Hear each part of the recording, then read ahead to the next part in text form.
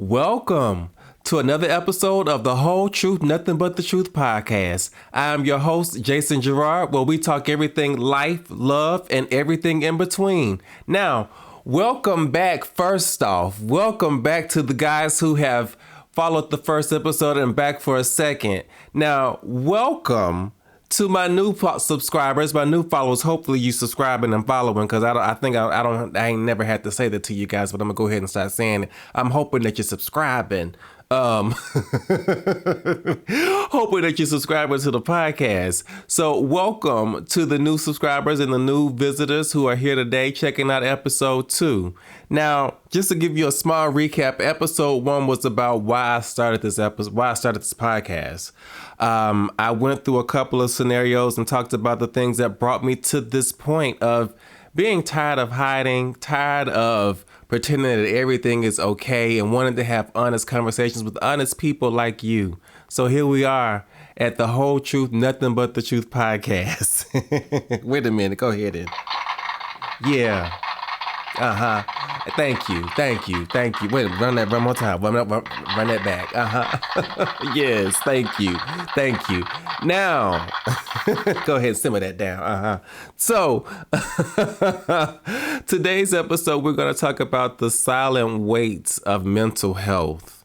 Something very personal and very serious for me in my life, and that I know that ultimately a lot of us can relate to. You know, it's a very quietly kept thing that we kind of deal with behind closed doors. When I come home and close the, that wasn't the note. That wasn't the what is it?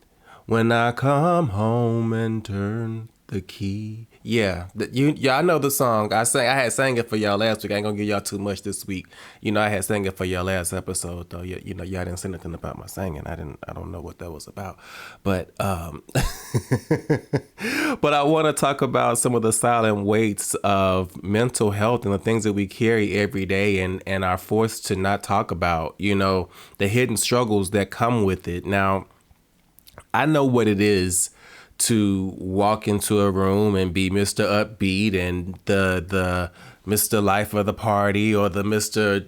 whatever I'm expected to be in the moment. I know very well how to play my part.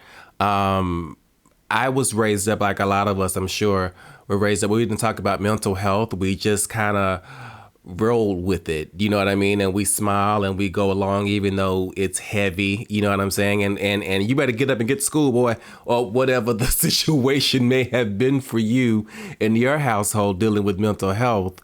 For me, it was something that was not talked about a lot. You know, it was kind of summed up as he's just kind of moody, or he's just kind of dealing with this or dealing with that, but never really getting to the real roots of depression or what's really wrong and how can we get to the other side of it.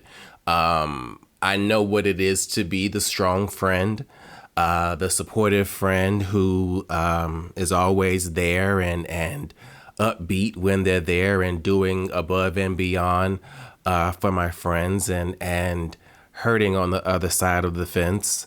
I know what it is to drive in tears to an event or to a friend's or, you know, whatever the case may be, and get there and all right, let's do this, you know, and I know how to turn on and do what I'm supposed to do so that I can be very unsuspecting, you know, because you don't want people to ask you questions. You know, you want the help, but you've had bad experiences, so you don't know if you should get the help from the friends around you. So you're guarded, you know, more than anything else. And learning from dealing with this majority of my life, I'd gotten to a space where I just didn't want to do it anymore. The burdens of walking around smiling, happy, and you know, cracking the jokes or making sure that I'm, you know, having good comedy timing. You know, I'm very humorous. You know, I have a good sense of humor. You know, that's what they say. I'm just, you know, I don't want to just kind of throw that out there. I have a very good sense of humor if anyone is interested. But, you know, the culture and the family dynamics that we grew up in really shaped that. I grew up in a home where it was very loosely based at times. They'd say, Jason, fix your face before you come in here. And I would fix my face. I learned very early on how to fix my face before I went into a room. And I think a lot of us have learned how to do that over time. Just by default, we learn how to just zip it up and get what we got to get and do what we got to do, and we'll cry in the car. You know what I mean? And that silent suffering gets very heavy, and it becomes very loud for anyone. It's a silent loudness, if that's a thing. It's very silent yet so loud, and it can come out in different ways. You find yourself then isolating yourself. You find yourself becoming irritable and snappy with people. I know for me, when I have gone through major bouts of depression, when I couldn't take it anymore and I couldn't hide it anymore, I just went to go hide. And I'd hide out in my house and I'd stay there until it was time to go to work the next day. And I wouldn't talk on my phone. And sometimes I even had visitors try to stop by and I wouldn't answer the door. I'd be sitting in my home and I wouldn't answer the door. And I still feel really bad about that. To this day, I feel really bad about that. And I apologize because I shouldn't have done that. You know who you are. But that damn depression. But it burns you out. You know what I mean? You get to a space where you are burnt out and you find different vices to take escape, whether that be, alcohol or recreational drugs, 420, if it's working out, if it's overworking, it's sometimes, it's, I don't want to use working out as a negative because that's definitely a positive, but sometimes people can find vices to mask what they're really going through and not really deal with the things that they're going through. And so it looks like they just grinding and, oh, God dang, she got 3 jobs. Yeah, bitch, she got 3 jobs. She's depressed. Oh, yeah, that nigga got 5 jobs. He's kind of running from some things. And he could be trying to make some money, too. Don't get it twisted. But, there are spaces where, we do find outlets just to kind of keep ourselves busy. Or we try to find outlets, vices, to escape. And that's not necessarily the best route to go because now you're not present any longer, especially when we're using vices, again, like recreational things or alcohol or things that we are trying to mask. I don't know the words. What happened to the cranes in the sky? Cranes in the sky. I can't think of none of the words right now and I want to sing it so bad. Oh my God, I can't think of any of the words. What did she try to do? She tried to shop it away. She tried to smoke it away. She tried to sex it away. I did all of that. Yeah, that was me. I had that on repeat for a long time, and clearly I haven't listened to it in some time because I can't remember the melody.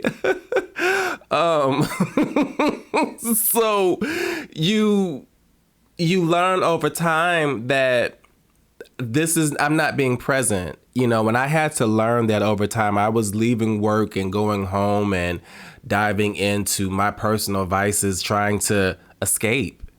And you're thinking you're escaping reality, but you're not. You're still in a reality. You just escaped for a couple of minutes or a couple of hours or whatever the case may have been. But whenever you get through, you still get to come back to reality and face what's here. And I think for me, learning over time that I couldn't escape. As much as I've wanted to escape, as much as I have tried to escape, I've tried my different vices. I have tried to work it out. I've tried to sex it out. I've tried to shop it out. And none of that stuff works because, baby, look, I'm the way my credit cards are set up right now. Let me tell you. Does anyone want to donate anything to, paying these credit cards off right now? Because I really tried to shop it away. I'm not joking, bitch. I really tried to shop that thing away, but you live and you learn. And now I think it's a space where we have to understand why we stay silent. why do we stay in these spaces? I know for me growing up, again, I have to reflect to my own experiences, obviously. But I know for me growing up, it was man up. Little boys don't do this. Little boys don't do that. Toughen up. And then on the other side of that, hi, I'm black.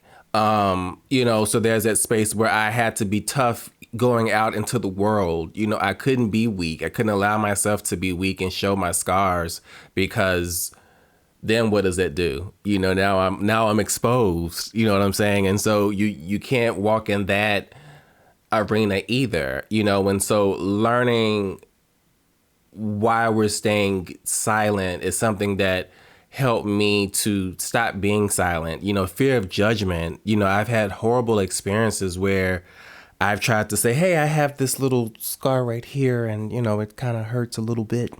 And someone, you got a scar? I can't believe you got, they will shit you to shits. You know what I'm saying? Because you have a scar, make you feel like the worst person in the world. Have you ever had a conversation with someone and left the conversation feeling worse than when you started? That's the worst feeling in the world, to share with someone and they make light of your experience, or they're dismissive to it, or they're judgmental to it, and just make you feel all the more like, oh my God, no one has ever experienced this. Why in the hell did I open up my mouth? You begin to recluse at that point, to kind of like fall back, like, okay, well, I don't have a safe space. I don't have anyone to talk to about these things. And so you kind of go into a survival mode. And I know for me, my survival mode is kind of a bitch. Hi, my name is Jason, and AKA I can be a whole bitch. Not a bitch as in a week. I mean, a bitch as in a bitch. You know what I mean? Like, I can really be a bitch. But, I've learned that I've gotten better over time. And, I don't, show that side as often as I used to. Thank you for therapy. Which is actually what helped me lift the weight of some of the silent work, some of the silent depression and things that I have dealt with, which is therapy. That has been a very strong solution for me. Going to therapy has very much helped me to change my perspective, learn about my perspective, and learn that I'm not wrong.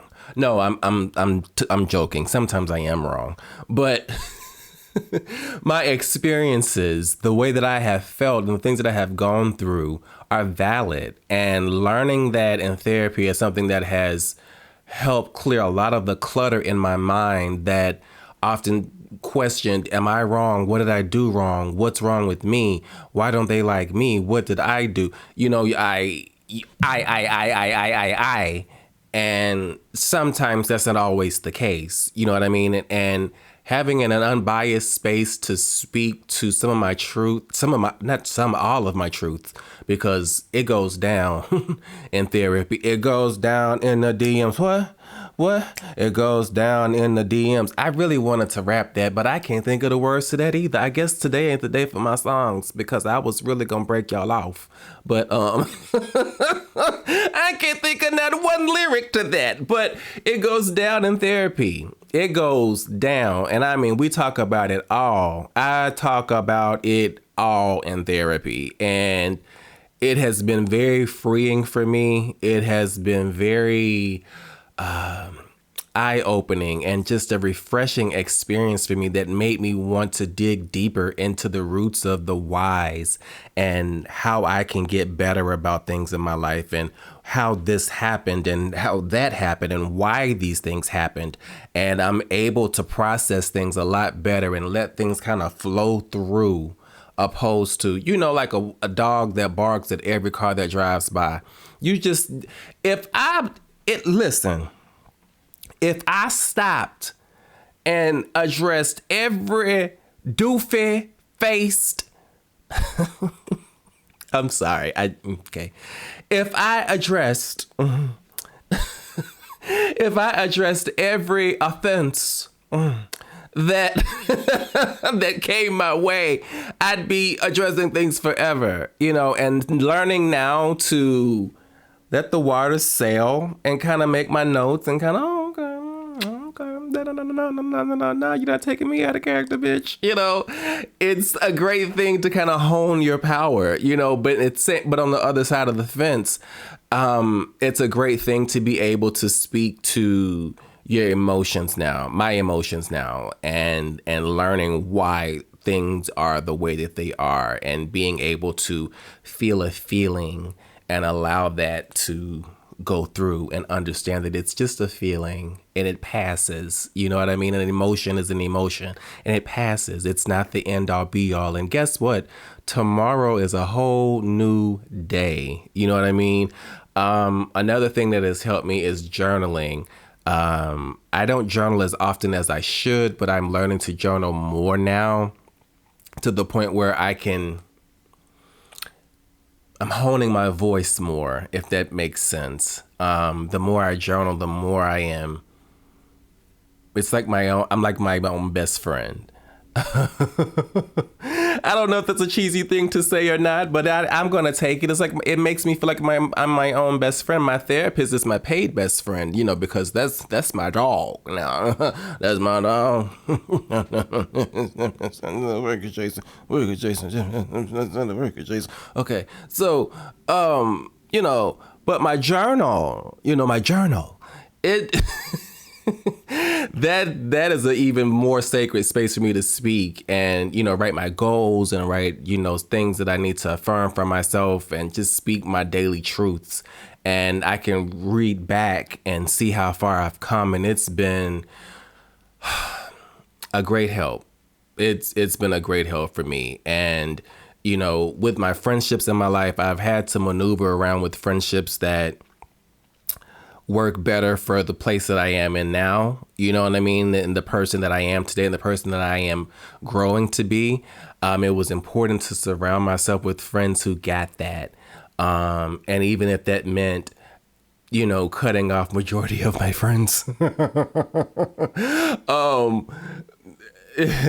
Even if that meant, cutting off people who needed to be cut off. It's funny. I prayed low key, real spit, real talk. Now I prayed, for God to remove people from my life who did not mean me well, who were not supposed to go on me in the next chapters of my life, and a couple other things. And, I looked up and my phone got drier than dry, and I had people just did not want to talk to me anymore. And I'm talking about kaput.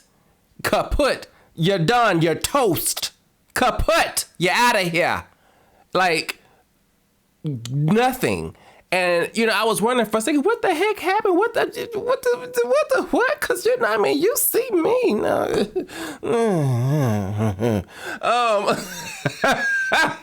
But phone drier than dry, but I had to understand some things that I prayed. Then that made me understand all the more like, oh, okay, I'm on the right path.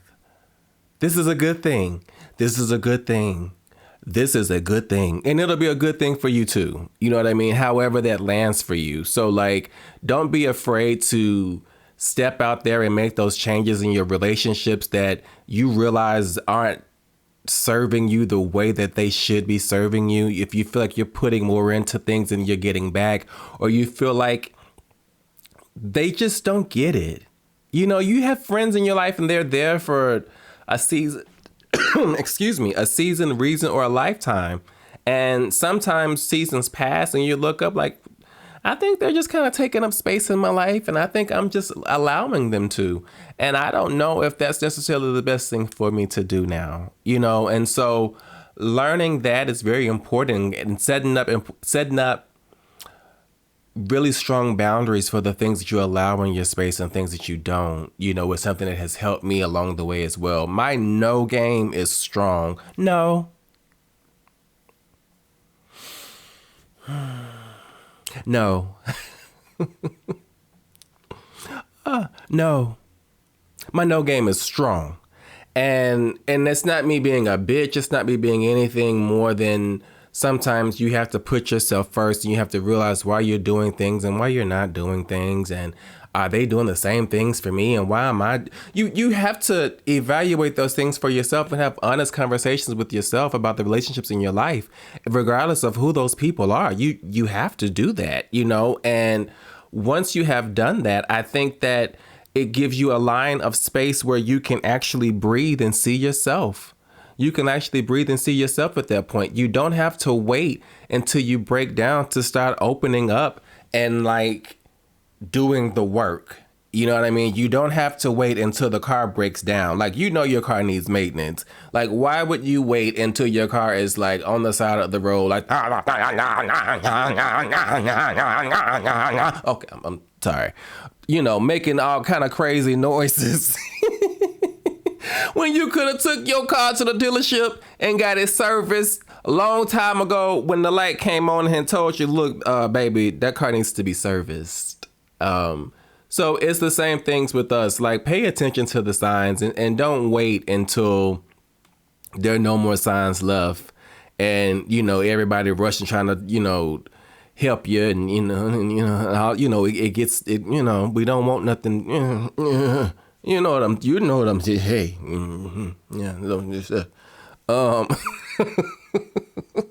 I'm just saying, don't allow things to get to a space where you can't recover.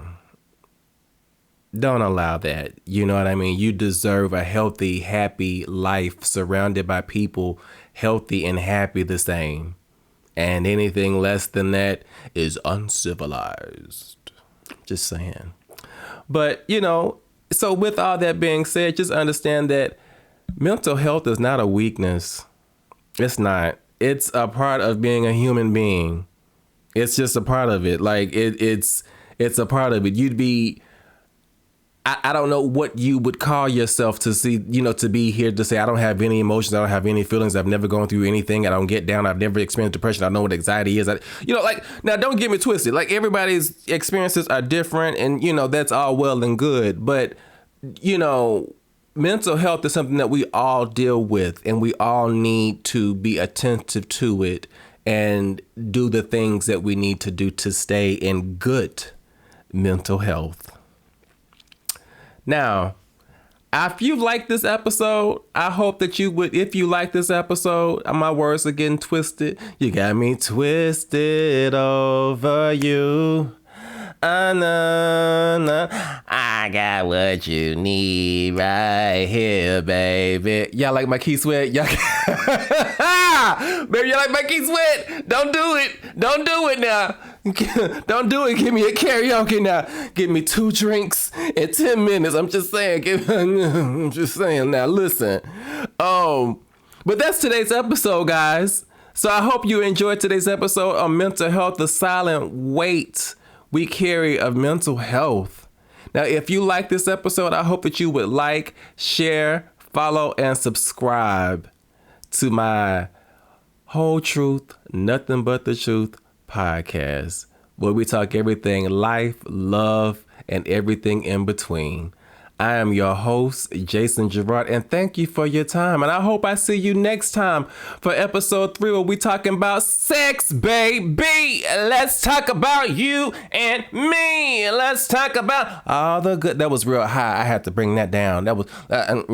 Let's talk about all the good things and the bad things that might be. Let's talk about chicks. I'm just saying, So be here, because we're going to have a good conversation. Thank you for your time.